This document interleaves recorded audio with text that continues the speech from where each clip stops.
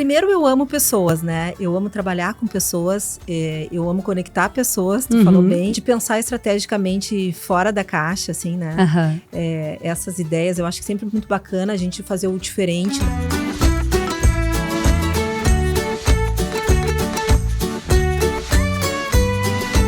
Começa agora mais um Letrando, o podcast produzido pela plataforma de leitura Elefante Letrado. Neste episódio, Sheila Von Tobel, jornalista e fundadora do Elefante Letrado, conversa com Marta Becker, jornalista, diretora executiva da Marta Becker Connections e diretora estadual da Associação Brasileira das Agências de Comunicação. Olá, bem-vindos a mais um episódio do podcast Letrando. E o bate-papo de hoje é com uma super amiga, a Marta Becker. Marta, Oi, muito bem-vinda. Que alegria estar aqui contigo, Sheila. Obrigada por ter vindo. A Marta é uma amiga super próxima, amiga minha, amiga da família, e a gente tem uma história super interessante de como a gente se conheceu. A gente se conheceu num projeto voluntário em que a Marta me ajudou a 20 anos. Há muitos anos Há muitos anos, E a Marta tem uma carreira impressionante, tem uma empresa de assessoria de imprensa e que, na verdade, hoje é Connections, né? Marta Becker Connections, que atende diversas empresas como Coca-Cola, eu nem sei se eu posso falar. Posso? Claro. Neubauer, Coca-Cola. Neubauer, Coca-Cola, só isso, não precisa dizer mais nada, né? JBL. Rosane Freire, que legal. Melnick, enfim, clientes grandes. Marta, então, para quem não te conhece, vamos começar contando a tua história. Tu é jornalista. Eu sou jornalista, né? Comecei a minha carreira em televisão, trabalhei na TVE e depois na RBS TV como repórter, apresentadora, editora. Chegou a trabalhar como repórter? Sim, trabalhei. Eu sempre falo isso porque me deu muita experiência pro meu negócio atual, né? Sim. Eu estive do outro lado do balcão, recebendo a notícia. E aí, há 23 anos atrás, eu resolvi empreender, né? Foi quando eu saí da RBS TV, da TV Com, antiga TV Com. Sim. O pessoal mais antigo vai lembrar, né? Já faz um tempo que terminou a TV Com, mas eu tenho muito carinho, porque ali eu aprendi demais. A gente fazia ao vivo. Tu fez muito ao vivo? Muito ao vivo, entrando de hora em hora da redação da TV Com. Eu dava as últimas notícias e assinava no final. Marta Becker, da redação da TV Com. Isso me deu muita cancha, muita experiência. Sim. E aí, há 23 anos atrás... E é uma adrenalina, né? Entrar ao vivo, porque... Nossa! A princípio não pode errar, tem que entrar, dar certo, o cérebro não pode travar. Não pode travar e tem os perrengues, porque eu fazia muito... Eu me lembro na época do verão, eu ficava na estrada, mostrando o número de carros que passavam e acidentes e tal. E eu ficava das 5 horas da tarde do programa da Tânia Carvalho até o programa Estúdio 36 do Túlio Milmo, de hora em hora. E, nossa, aquilo é uma adrenalina, porque às vezes tinha mosquito, calorão e tal. Mas tudo esses perrengues faz a gente crescer, faz a gente aprender, né? Uma baita experiência. Uma baita experiência. E aí, há 23 anos atrás, quando eu saí da RBS TV, que eu tenho maior orgulho, porque aprendi demais lá, tenho grandes amigos até hoje de lá, eu resolvi empreender. Num primeiro momento, comecei em casa, né? Eu e a minha mãe, inclusive tá aqui no estúdio que tá aqui, a Ivane, querida, que na verdade a gente se conhece através dela. Primeiro eu vou contar já como é que foi esse encontro de almas. Exatamente. Começamos, nós as duas na época, eu a convidei para trabalhar comigo como a parte administrativa, né? Porque eu gosto de jornalismo, mas a parte administrativa eu não entendia nada. Ela tinha que me ajudar a organizar contrato, proposta e tal. E aí começamos com esse foco de relacionamento das empresas com a imprensa. Porque quando eu trabalhei na TV e depois na RBS, eu senti que esse era um nicho interessante de entrar. E aí, nesses 23 anos... Foi aí que veio a inspiração para abrir a tua empresa. inspiração para abrir a empresa. Porque eu recebia muito material de empresas, eu digo, não, eu acho que... Não estava bem organizado como poderia? Não tinha muita gente boa já no mercado, né? Até hoje a gente tem, enfim, empresas que desde aquela época que cresceram muito. Mas eu achava que era um nicho interessante pela minha experiência. E começamos com foco muito em assessoria de imprensa na época, relacionamento estratégico com a imprensa, que eu sempre dizia, nosso maior bem, na época, né, eu não tinha, digamos assim, para montar um escritório e tal, não tinha... financeiramente, mas eu tinha uma coisa que eu considerava muito importante, que era o relacionamento com a imprensa, né? E cada vez mais, 23 anos se passaram e o nosso negócio se modernizou, cresceu. Hoje a gente se posiciona já há algum tempo como uma agência de comunicação corporativa, que é muito mais do que relacionamento com a imprensa, é relacionamento das marcas com seus stakeholders, né? Sempre com foco na reputação, né? Então, assim, lá atrás, há 23 anos atrás, o nosso foco era relacionamento com a imprensa, era divulgar as marcas, continua sendo, mas esse é apenas um pilar do nosso negócio. O nosso negócio é focar na reputação das marcas, das pessoas, né? E aí, com reputação, se entra a prevenção e gestão de crise, que hoje em dia a gente sabe que a reputação leva anos para ser construída, não é? Mas leva 5 segundos para ser destruída. Exatamente, em 5 segundos, principalmente com redes sociais hoje em dia. Pois é. Né? E como é que está o trabalho da assessoria de imprensa hoje com essa função toda de redes sociais? Todo mundo tem as notícias e quantidade de fake news. Muita fake Como news. é que se lida com isso quem está trabalhando, cuidando da reputação, por exemplo, de uma empresa? Perfeito.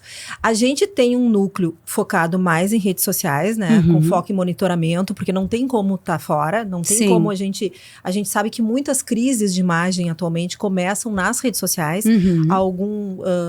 Qualquer pessoa fala qualquer coisa e já gera uma crise. Tendo isso aqui hoje, o celular, qualquer um pode ser um repórter, né? A gente pode estar numa loja, tirar uma foto, postar, vem outro. Normalmente, a gente sabe que 70% das crises começam nas redes sociais, então não tem como a gente desconsiderar. Mas o nosso trabalho é muito forte ainda com a imprensa nacional, não só estadual, mas nacional.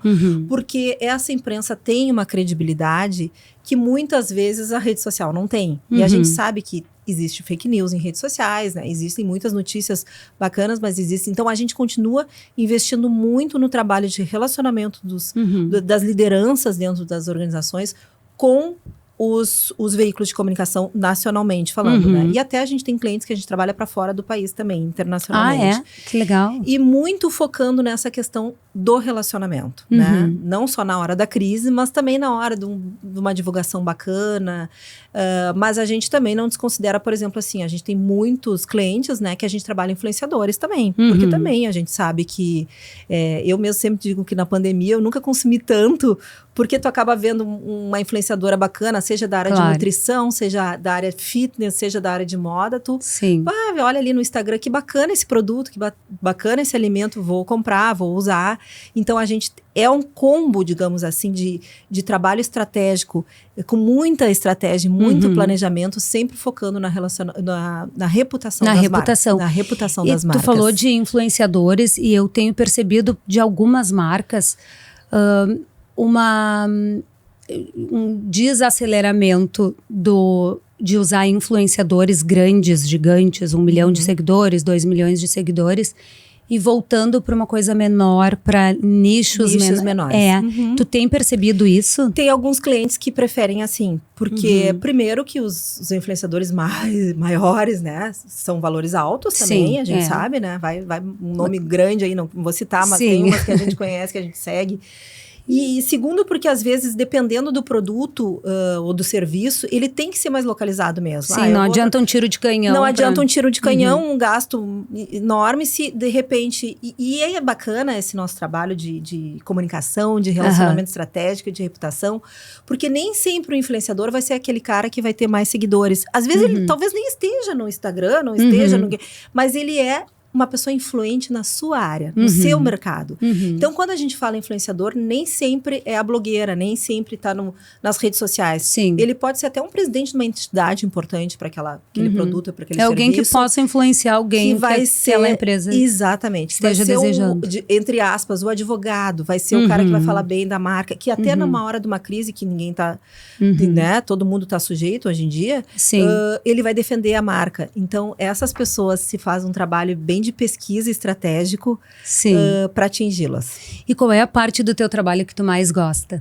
De conectar as pessoas? Eu amo pessoas, né? Eu amo trabalhar com pessoas, eu amo conectar pessoas, tu falou bem, exatamente isso, essa eu conexão. Perguntei e já respondi de conectar, porque eu sei que é isso que tu gosta. Tu me conhece já, né? De conectar pessoas. de pensar estrategicamente fora da caixa, assim, né? Essas ideias, eu acho que sempre é muito bacana a gente fazer o diferente, não ficar só ali. Quando a gente começou lá atrás, a assessoria de imprensa, era o release, era a nota para a imprensa. Isso é muito bacana, continua acontecendo, é importante, mas a gente precisa pensar fora da caixa, a gente precisa sair fora do quadrado, a gente precisa querer mais para o cliente, pensar de uma forma criativa. Eu me considero uma pessoa criativa, claro que tem momentos da vida que a gente é um pouco mais, tem momentos que a gente é um pouco menos, né? Mas eu me considero uma pessoa criativa e eu gosto muito dessa área da criatividade. E acabo gostando muito modéstia à parte, me sinto muito pronta e muito preparada para trabalhar com prevenção e gestão de crise. Pois é, me fala um pouco mais sobre isso. É uma área que eu me sinto muito preparada. Conhece há muitos anos, tu já gerenciou algumas crises das empresas que a gente tem conexão. E eu lembro que uma vez a gente estava viajando e teve um problema com o leite Mumu. Lembra disso? Lembro. Eu posso falar, não tem problema nenhum. E eu lembro que... Eu não lembro exatamente, mas era um número X de empresas que compravam de um fornecedor e testava... quando tu recebe o produto, tu testa para XYZ, e se tu não testar, é que nem um exame de sangue, né? Se tu não testa para uma coisa específica, tu não vai saber. E eu lembro que teve um lote desse leite que teve problema.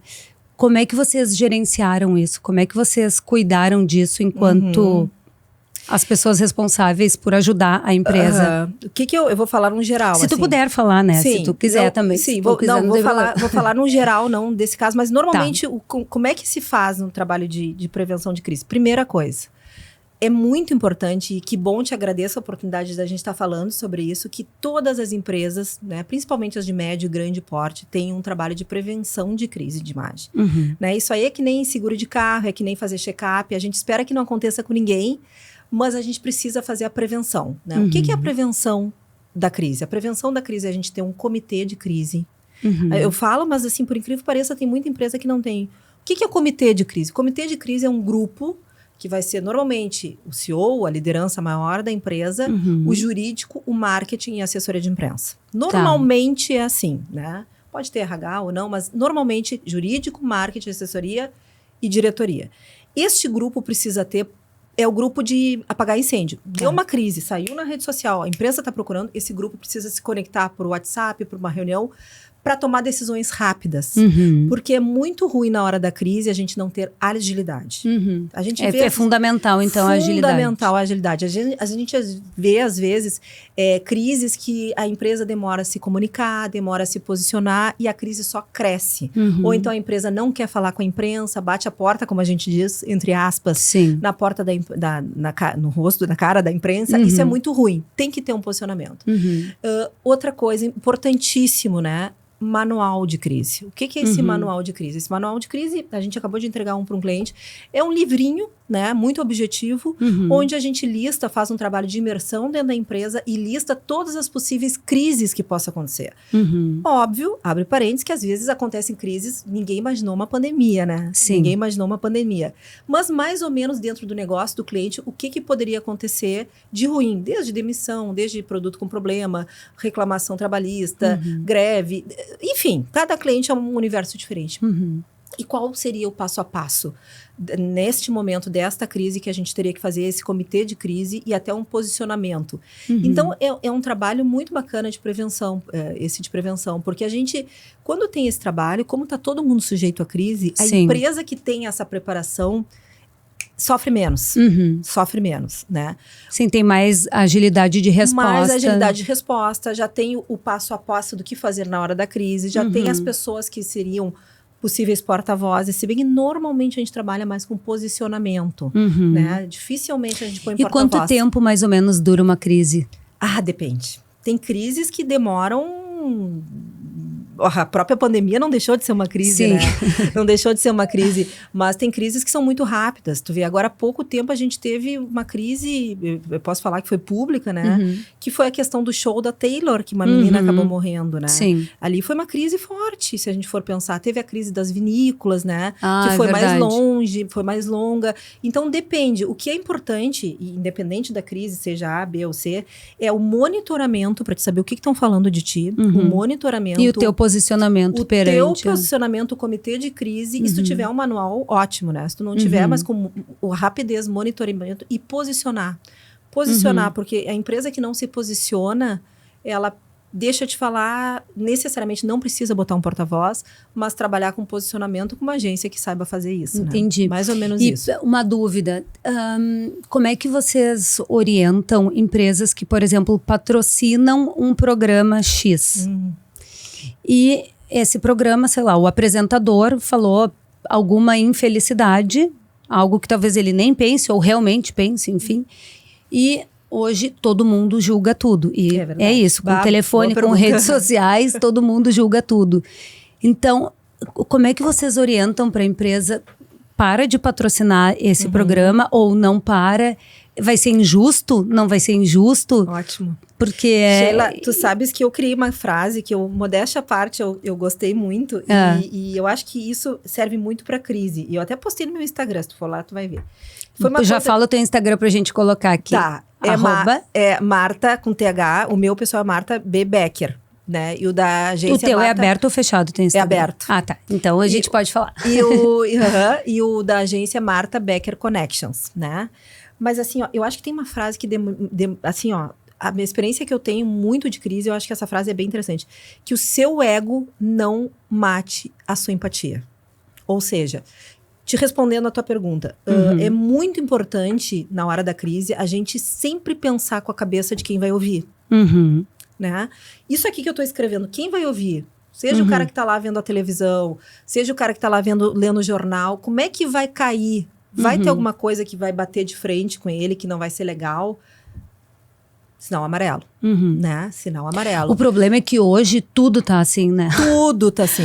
Qualquer coisa que a pessoa fala já pode virar um grande problema. E aí, só te respondendo, para ser bem objetiva, para não fugir da tua resposta, em relação ao patrocínio. Assim, vamos lá. Normalmente, quando uma marca se associa até um influenciador, por exemplo, a gente faz todo um estudo para ver se o cara é um cara que tem uma postura bacana. Porque tu imagina uma marca investir uma fortuna no influenciador, que é um cara que se envolveu no escândalo, né? Ou que não... Enfim, faça alguma coisa que vai ser, que não vai ser bacana. Que vai atingir. Que vai atingir. Então, isso... Agora, acabou de acontecer uma crise com... Com a Ana Hickman? Não, com chocolate. Acho que foi Bis. Não lembro, acho que é algum produto da Lacta que patrocinou o Felipe Neto e aí tiveram uma super confusão, não sei exatamente o que é política. Ainda mais no mundo que a gente vive hoje, que a questão política é uma questão que está bem delicada, né? Então sempre se tem esse cuidado enorme para quem é que a gente vai vincular. Mas eu já vi acontecer, sem citar nomes, de programas até aqui no Rio Grande do Sul, que os apresentadores colocaram alguma coisa que não teve uma coisa assim, uma maldade. Então, assim, cada caso é um caso. Eu acho que tem que ter... A gente sempre diz que tem um passo a passo de crise, mas a gente não tem receita de bolo também. Tem que ter muita empatia e muita sensibilidade para sentir. Se tu vê que tu tá patrocinando um cara que tá dando uma super polêmica, bom, realmente eu acho que é muito arriscado continuar patrocinando, né? Sim. Porque querendo ou não, as marcas precisam de uma boa opinião, né, dos seus públicos. Sim. Mas dependendo, não. Aí depende de cada caso, realmente é um caso. E sobre reputação, eu tenho visto que tu tem acompanhado no teu Instagram, que eu acho que tu tem dado palestras, tem falado sobre reputação. Que dicas tu daria para quem está nos assistindo? Como trabalhar, tu já falou um pouco, mas não sei se tu quer ser mais específica, de repente trazendo alguns pontos sobre como cuidar da reputação, não só da empresa, mas da reputação pessoal também. Claro, né? Eu sempre digo assim, ó, que as pessoas têm que se dar conta que não é só, reputação é um papo só para uma grande empresa. Não. Todos nós temos uma reputação, né? Eu acho que quando a gente nasce, a gente já vai construindo aos poucos. Ninguém nasce com uma boa reputação. Mas a maior marca que a gente leva, sabe qual é?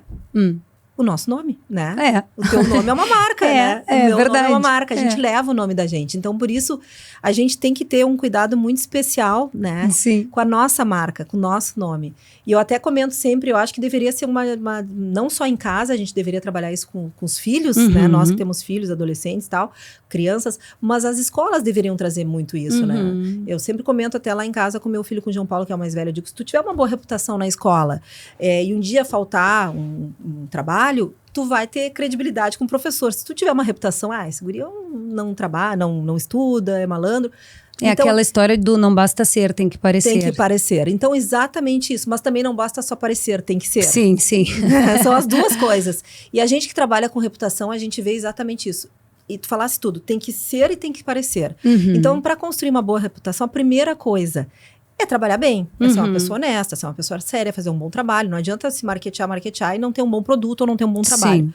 Né? Tendo um bom produto, um bom trabalho, trabalhando seriamente, como eu vou mostrar isso? Bom, hoje em dia a gente tem várias ferramentas de redes sociais, né? Que a gente falou muito das redes sociais que podem gerar crise, mas elas podem ajudar muito a alavancar a tua imagem, a imagem da tua empresa também, até um trabalho de divulgação, né? Então tem algumas ferramentas atualmente, LinkedIn, Instagram e imprensa, que tu podes te divulgar a tua marca, o teu nome, né? E uma vez que a reputação se foi, como recuperar? Pela tua experiência, dá para recuperar? Dependendo com certeza, né? Tem algumas marcas que a gente sabe que bate feio, né? E é difícil. Esse trabalho de pós-crise é um trabalho também que tem que ter muito a palavrinha empatia, né? Não adianta, esses tempos atrás, um cliente que teve uma crise grande me chamou, quero começar a aparecer amanhã na imprensa. Não dá, calma, né? Até pela questão da sensibilidade, né? Sim. De novo, a palavra empatia.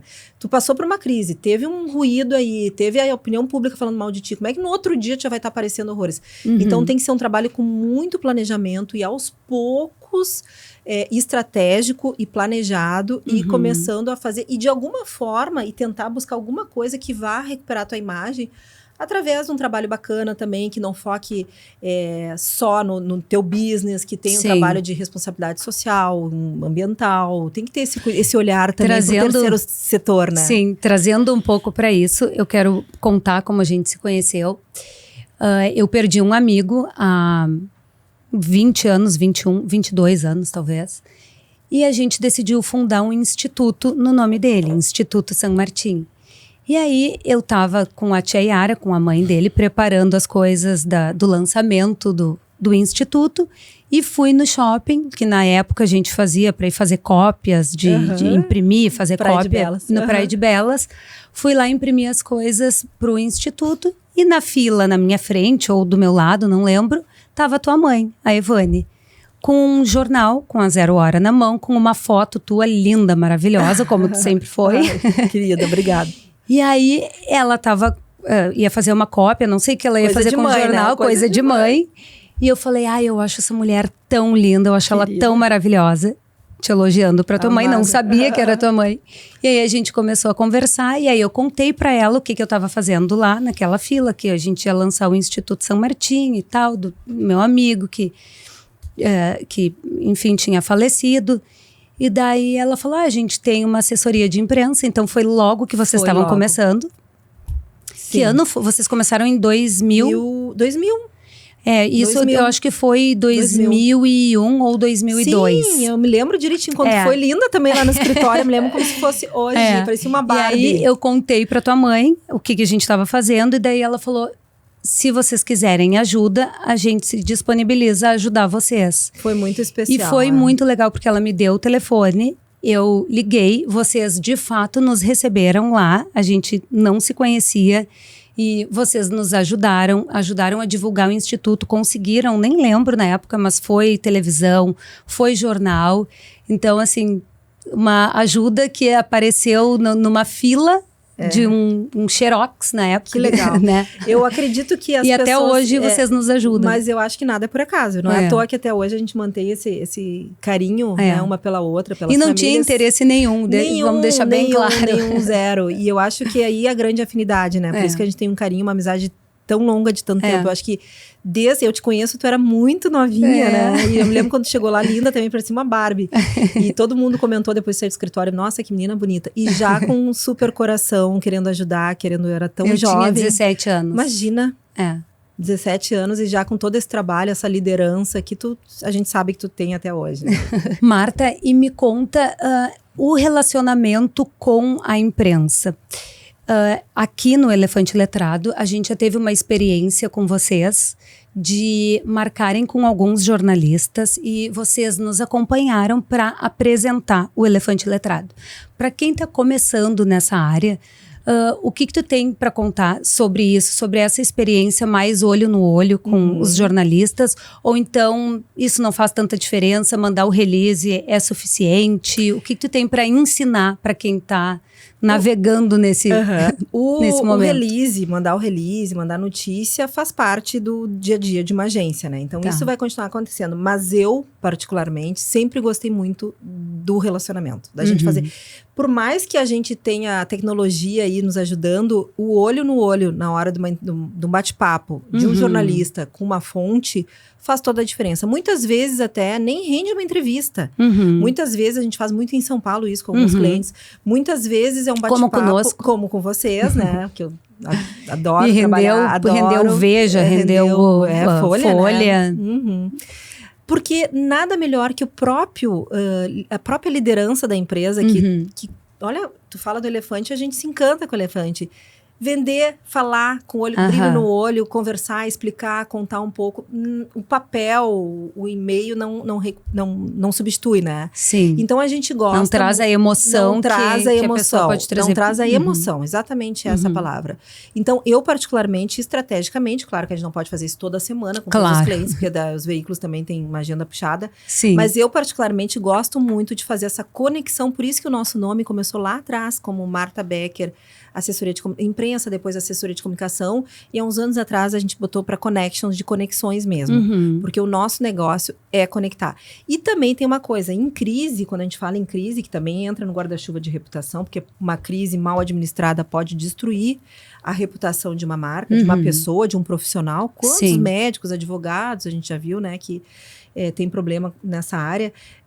Até na hora da crise, normalmente a gente trabalha com posicionamento, com nota de posicionamento, para não expor o cliente. Mas dependendo da situação, já aconteceu da gente fazer encontros em off do porta-voz preparado para falar, mesmo que não vá para o ar aquela entrevista, e conecta com a imprensa para dar a versão dele, dar o lado dele. Já aconteceu. Isso depende do caso, mas já aconteceu. Porque muitas vezes ele é o cara que pode falar melhor a versão dele, né? Então a gente tem essa estratégia do relacionamento que eu acho que faz toda a diferença. Sim.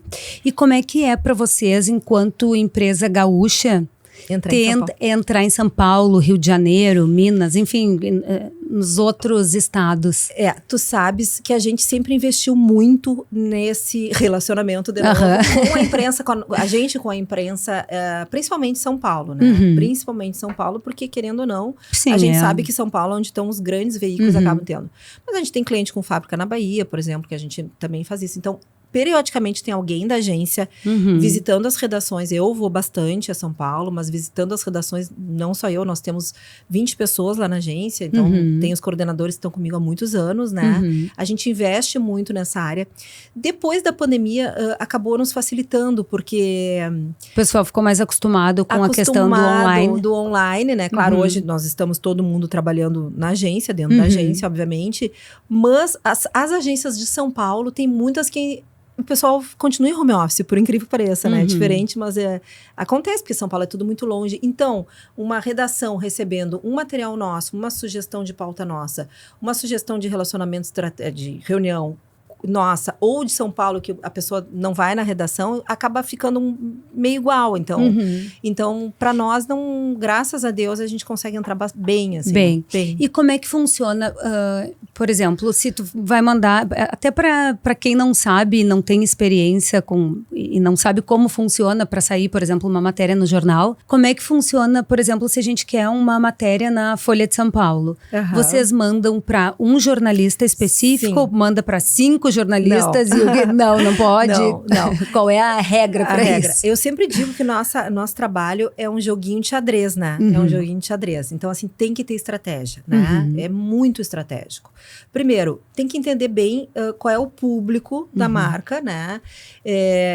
Para daqui a pouco não passar para um veículo que não tem nada a ver, é outro público, o veículo é classe C, a marca é classe A, sabe? Entende? Sim. Então, assim, tem que entender bem para ir ponto certo. Tá. Segundo, tem que ser estratégico, porque normalmente esses veículos grandes, eles trabalham, a não ser quando é uma coletiva de imprensa, que a notícia passa para todo mundo. Mas é quando é uma notícia mais estratégica mesmo, a gente dá em primeira mão para exclusividade para outro, a gente não distribui, né? Entendi. A não ser novo produto. E depois não ficam chateados, por exemplo, tu mandou pra Marta Esfredo primeiro, para depois mandar para outros. Os outros podem ficar chateados e aí não publicar, ou não, é bem normal? Não, eles são bem profissionais, assim, no Brasil inteiro. Normalmente a gente manda, às vezes, uma notícia para uma notícia para outra. A gente vai fazendo um jogo de xadrez, como eu digo, assim, estratégico mesmo, para manter um bom relacionamento do cliente, em primeiro lugar, que nosso negócio é zelar sempre a imagem do cliente com a imprensa, né? Sim. E nosso também, acaba sendo nosso também. Então, a gente tem esse cuidado de distribuir mais a notícia. E eu sempre digo que uma coisa interessante, assim, é importante a marca não ser apenas conhecida, ela ser reconhecida. Né? Isso é bem importante. É bem importante. Uma coisa é ser conhecida.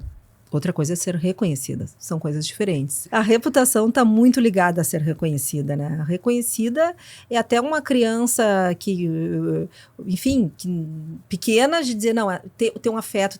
Eu vi ali o elefantezinho do elefante letrado. Reconhece, não precisa nem ler, mas ela reconhece, né? Sim.